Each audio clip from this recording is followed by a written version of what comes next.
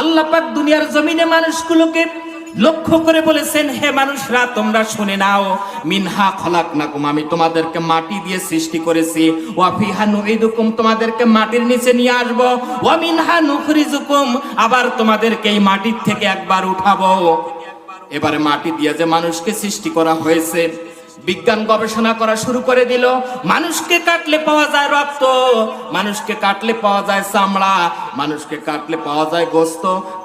কিভাবে মানুষকে আল্লাহ মাটি দিয়ে সৃষ্টি করেছেন, বিজ্ঞান গবেষণা করতে করতে এমন একটা গবেষণা করলো, গবেষণার ভিতরে ধরা পেল একটা মানুষের লাশ সম্পর্কে। তারা যখন গবেষণা করলো মানুষের লাশটির ভিতরে কি কি উপাদান রয়েছে, বিজ্ঞান গবেষণা করে দেখে একটা মানুষের লাশের ভিতরে যেরকম কার্বন পাওয়া যায়, যেরকম হাইড্রোজেন পাওয়া যায়, নাইট্রোজেন পাওয়া যায়, আর মাটির ভিতরে, মাটিটাকে নিয়ে গবেষণা করলেন বিজ্ঞান, আর গবেষণা করে মাটির ভিতরে ঠিক ওই রকম কার্বন, হাইড্রোজেন এবং নাইট্রোজেন পেয়ে গেলেন।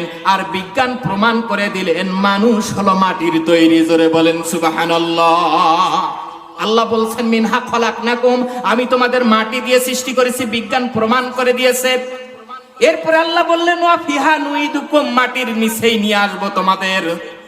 এটা তো আর প্রমাণ করার দরকার হয় না। প্রতিনিয়ত কত মানুষ চলে যাচ্ছে কবরের ভিতরে, আপনি আমি কত মানুষগুলোকে, আমরা কিন্তু মানুষগুলোকে কবরের ভিতরে শোয়াই দিচ্ছি, তাদেরকে মাটি দিয়ে চলে আসতেছি।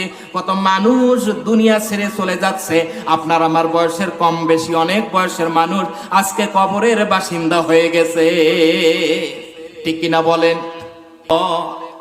আল্লাহ পাক বলছেন ওয়া মিনহা নুখরিজুকুম তারাতান উখরা, আমি এক সময় তোমাদের এই কবর থেকে উঠাইয়া তোমাদের বিচারের কাঠগড়ায় দাঁড় করাবো।